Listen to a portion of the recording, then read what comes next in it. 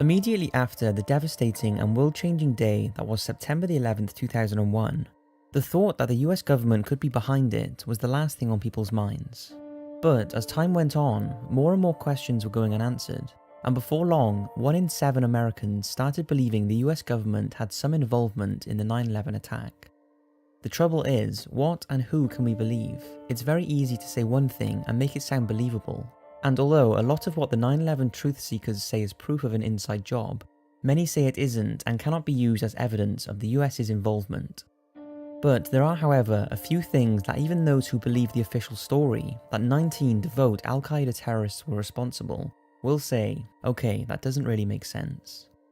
Now, before I begin, I want to say I am in no way supporting any of these claims whatsoever, or saying the government had any involvement. I will simply be giving forth the information that is out there, and the thoughts that the attack may have been a cover-up or could have been prevented. Again, I am not agreeing with what is being said, I am simply giving you the information so you can make up your own mind, and will be comparing the conspiracy theories with the official story in the 9/11 Commission report. Bear in mind that many people stick to a conclusion, and regardless of how much evidence there is suggesting it wasn't an inside job, people can always cling on to something to say proves it was, and vice versa. So keep this into consideration, and explore both sides thoroughly before making a decision, especially before preaching your decision on others. The biggest question surrounding that day is who was responsible for the attacks, and was it really the 19 Al-Qaeda terrorists that the media portrayed after 9/11? Let's look at some of the theories surrounding the thought that the people that were said to be responsible were not. For starters, 4 passports were found in total belonging to the supposed terrorists involved. 2 were found at the Pennsylvania crash site of Flight 93. 1 was found in the luggage of a terrorist that did not make it onto the plane and was stuck on a conveyor belt in the airport. And 1 was handed to an FBI agent shortly after the first plane hit the North Tower, that was found on the ground completely undamaged not far from the World Trade Center. This is the one the skeptics point to, saying it seems hard to believe a paper passport could survive such a crash, when 2 110-story steel-frame buildings couldn't. Although this cannot be used as evidence of a cover-up, as it's not totally impossible for it to have been blown out of the plane as it hit the towers, it has, however, raised some serious questions that haven't been answered. But why would a passport be planted there? The theory is that the terrorists were framed and were hired and set up by the US government and are still alive. This was strengthened when Mohammed Atta's father said he spoke to his son the day after the attack and said he was fine. It sounds insane, but his father was also interviewed and stated his son's passport was stolen and he is either hiding or been kidnapped by the FBI. He goes on to say his son hated Osama bin Laden and would never take part in the terrorist act. A man who also knew him and lived next to his family's home in Egypt said he did not believe Atta was responsible. Either they're in complete denial or they are both telling the truth. As a matter of fact, every single person who is thought to have been responsible have apparently come forward to say they were framed. Although, since we have no interviews or official statements of this, we can only speculate. Another thing people say raises suspicion is that despite questioning, it doesn't seem any information has been released, such as the section of their boarding pass that would have been torn off at the airport, or credible CCTV footage supporting the theory that the hijackers didn't even board the planes. Now you could say, why should the FBI release this information? And they probably shouldn't. But when there's such a huge amount of doubt about 9/11, you would think they would to prove people wrong. Yet despite many asking for evidence, nothing credible has been given. Does this prove the terrorists were framed and are hiding or being kidnapped? Absolutely not, but it's things like this the skeptics point to when saying we haven't been told the full story. Then there are the planes. It's said that during the hijacking of all the flights, passengers on board rang family members to tell them what was happening. Scientists maintain that mobile phones would not have been possible at the altitude the planes were flying at. Others argue, however, that not all the calls were from cell phones, but also from the phones in the back of the plane's seats, and that cell phones can work whilst on an aeroplane at low altitude, which is when the calls were made. Because of this, the theory that the calls were not actually made or were made with voice morphing technology has been dismissed by most. Add the fact that a large amount of passengers on board the flights made last-minute plans to get on those planes, and also Linda Gronlund, who rang her young sister from Flight 93 to tell her she loved her and gave her the combination to her safe that only she would know, and the voice morphing conspiracy has very little credible information to back it. But what about the plane's black boxes, which are electronic recording devices with the sole purpose of helping gather information in the event of an aviation disaster? The black boxes from the plane that hit the Pentagon and the plane that crashed in Pennsylvania were recovered, but they were so badly damaged that not all the information could be retrieved. The planes that hit the World Trade Center, however, were never found. But 2 firefighters say that 3 of 4 boxes were recovered at Ground Zero, and FBI agents took them away and told them not to mention anything. But how could a passport survive the initial impact, which we can assume was on the person at the front of the plane, yet the black boxes, which are situated at the back of the plane and are designed to withstand a crash, could not? Before I talk about the collapse of the 2 World Trade Centers and Building 7, which both make up the bulk of skeptics' arguments, I want to discuss some of the conspiracies surrounding the Pentagon. When you consider the devastation a commercial aircraft caused to the World Trade Centers, by comparison, the Pentagon crash did not appear to have caused so much damage, which has raised questions. Pictures that emerged from the crash show much smaller impact holes on the building than you would expect from a plane with a width of around 125 feet. But it has been said that the plane crashed into a part of the building that had recently been renovated and was incredibly reinforced. But why has only one video of the Pentagon being hit been released? It said it was caught on 82 different cameras, yet these have never been released to prove the skeptics wrong and take the doubt out of people's minds. Add the fact that no bodies, seat wreckage or luggage was apparently found has also fueled the skeptics. They say apart from a few pieces of aeroplane, they see no solid proof that Flight 77 crashed into the Pentagon. April Gallup, a Pentagon worker, also backs these claims, saying whatever hit the building she was in did not look like a plane. But what about all the witnesses who did see the plane crash? These conspiracy theories about, the Navy sent missiles, and first they don't make logical sense, like where did the plane go after that, and why are those people dead? But I saw it. There's just no question at all that the plane went into the Pentagon wall. What I saw was a jumbo jet hit the Pentagon. The end. Bottom line is, I saw the plane hit. It hit the building. The conspiracy theorists believe if the plane was travelling at 530 miles per hour, which is stated in the 9/11 Commission report, it would have been a blur and no one would have had a chance to even see the plane. So if it wasn't a plane like some suggest, then what was it? The most believed alternate theory is that it was a missile and Flight 77 was taken elsewhere to be taken care of. This thought has angered the family of the passengers on board the flight, but many do continue to believe this is what happened.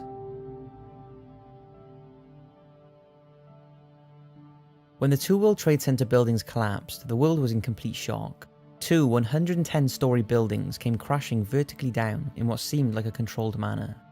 This led to people saying the towers fell due to a demolition and not as a result of the plane crash and subsequent fire that melted and weakened the steel beams. After all, there's only been 3 high-rise buildings that have ever collapsed due to fire like on 9/11, and that is World Trade Center 1, 2 and 7 on September the 11th, 2001. The scientific evidence suggests that aviation fuel and office furniture simply could not produce the sort of heat needed to melt the steel frames of the towers, and especially not give off enough heat for the fire at Ground Zero to burn for nearly 4 months, being completely soaked in water. So what do the conspiracy theorists believe? They believe the towers must have been assisted in their collapse by explosives, more specifically thermite or nanothermite, which is believed to have been present in the dust at Ground Zero. But if the skeptics are right, then how could anyone plant the sufficient amount of explosives into the buildings ahead of time without raising suspicion? Ben Fountain, who worked on the 47th floor of the South Tower, said the government knew the buildings were a target, and over the past few weeks, people had been evacuated a number of times, which was unusual. Although he believes this was simply a safety protocol, as they had an inkling that something was going to happen, people say the evacuation would have given enough time to plant explosives in areas where workers may spot them if they had not been evacuated. But what is the official story? The official story is that the fires at both World Trade Centers 1 and 2 caused support trusses of the buildings to weaken and the weight of the top floors pile drive down, causing the tower's collapse. However, each tower is designed to survive the impact and fire from a collision by an airliner carrying 23,000 gallons of fuel. The planes that hit the towers were each carrying just 10,000 gallons of fuel. So if, like the official story states, the buildings came down by the plane's impact and following fires, how does this explain both towers falling in under 10 seconds? This is the same amount of time an object would have taken to hit the ground at the height of the World Trade Centers, meaning both towers fell with virtually no resistance from the perfectly undamaged metal and concrete below the plane's impact points. There doesn't seem to be any answers to that question, apart from the official pile drive theory or the use of explosives. But surely if there were explosives inside the buildings, this would have been seen and heard by many. While there are quite a few people on camera saying they heard loud explosions shortly before the towers fell, and thousands of engineers, scientists and demolition experts have exerted their belief that the towers may have been assisted in their collapse, as they could not have fallen with as much precision as they did from fires. So the question still remains, were the towers assisted in their collapse by planned explosives? And if so, could the demolition team responsible live with themselves, knowing they killed thousands of innocent people?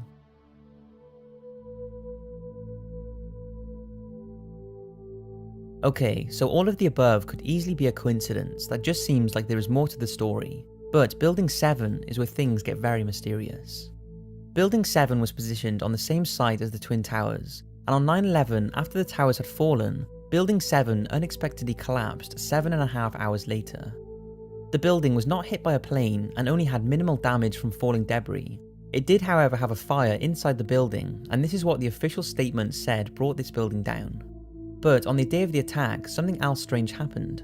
A BBC News correspondent reported the collapse of World Trade Center 7 20 minutes before it happened. Now, more on the latest building collapse in New York. You might have heard a few moments ago I was talking about the Salomon Brothers building collapsing.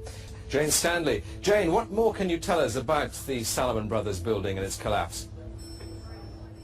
Well, only really what you already know. Details are very, very sketchy.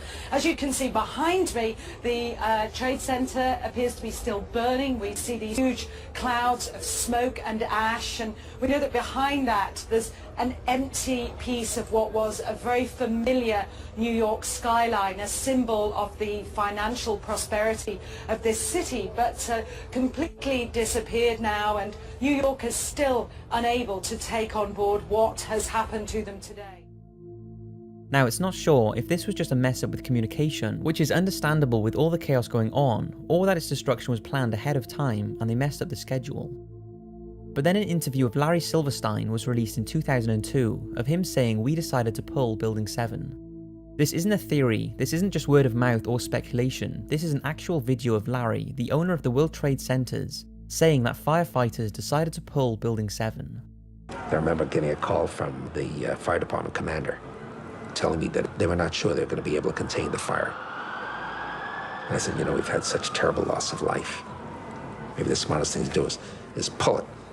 And they made that decision to pull, and then we watched the building collapse.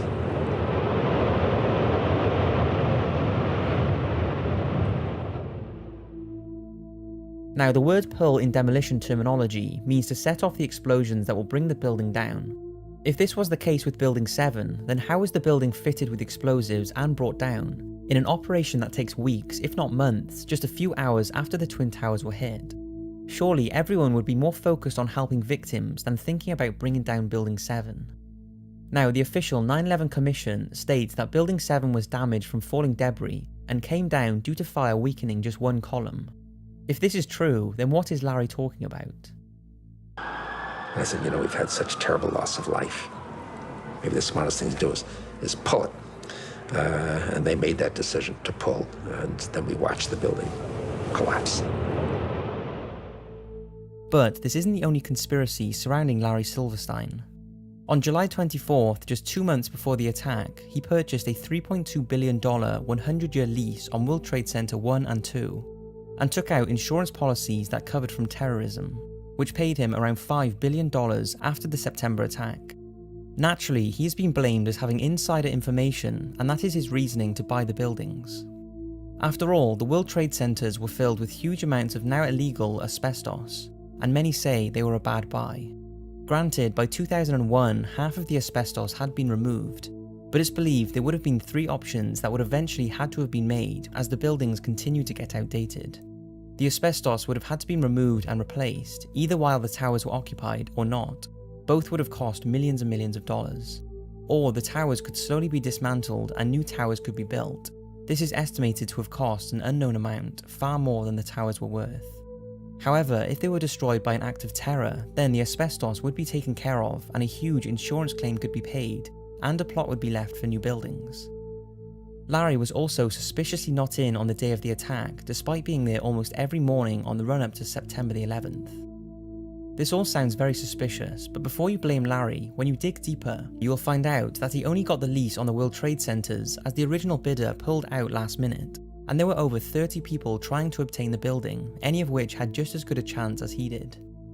It's also interesting to find out that despite the asbestos, which can instantly sound like Larry was in on it for the insurance money, the World Trade Center buildings were actually a very good buy, hence the 30+ bidders trying to get a lease. So if you look at it one way, you can see why people say Larry had advanced knowledge of the attack and purchased the buildings to profit from the insurance. Or was he just doing what he does best and buying property in New York, and the insurance was just the fact that the World Trade Centers had been a target for terrorism in the past? After all, would Larry, an already billionaire with more money than he could ever need, really be responsible or in on an attack that killed thousands of people just for a few extra billion in insurance money? It does all seem strange, and you can see why people are pointing at him, but it could just be a coincidence. However, back to Building 7. After Larry's interview and the official verdict on Building 7's collapse, nearly 2,000 architects and structural engineers signed a petition for a new investigation into its destruction, saying buildings simply do not fall down like this due to fire, especially in under 7 seconds and in such a controlled state. To date, no further investigations have taken place, and the official reasoning behind Building 7's destruction has remained the same.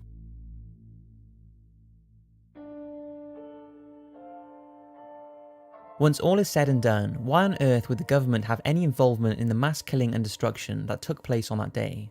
If, like the skeptics believe, it was an inside job, then why? Why would they do this? It's thought Osama bin Laden, who apparently denied any involvement in the attacks but then appears to have changed his mind in a video that many believe is fake, was set up and was used as a patsy for America to invade Iraq for various reasons, mainly oil. But would they kill innocent people simply to go to war with another country? It sounds obscene, but then people bring up Operation Northwoods. Operation Northwoods was a 1962 false flag operation to fake a terrorist attack on American civilians and blame it on the Cuban government in order to invade their country. Thankfully, the operation was rejected by the Kennedy administration, but still, the thought that something like this was even contemplated certainly doesn't reassure the 9/11 skeptics. It seems with the information we have, there are a handful of believed scenarios for 9/11. 1. It was an entire government cover-up and the terrorists were framed. 2. It was a terrorist attack by Al-Qaeda. However, the government could have tightened up their security and possibly prevented the attack. And perhaps there were explosives in the building, but the government simply could not admit they slipped up so badly by allowing the terrorists to get into the buildings and plant explosives. Or thirdly, the government or other insiders knew it was coming and exaggerated the impact by planting explosives in buildings 1, 2 and 7. Unfortunately, we may never know the full story about what happened, but should never forget the victims and the heartbreak their family and friends have endured since. Although I would love to hear all of your theories in the comments, please be considerate. Thousands of people died, and if you have nothing better to say than just blame people without giving adequate information to back your claims, then simply pay your respect to those involved instead of fueling an argument. Thank you for watching, and once again, my heart goes out to all of those whose lives were affected by this tragic event.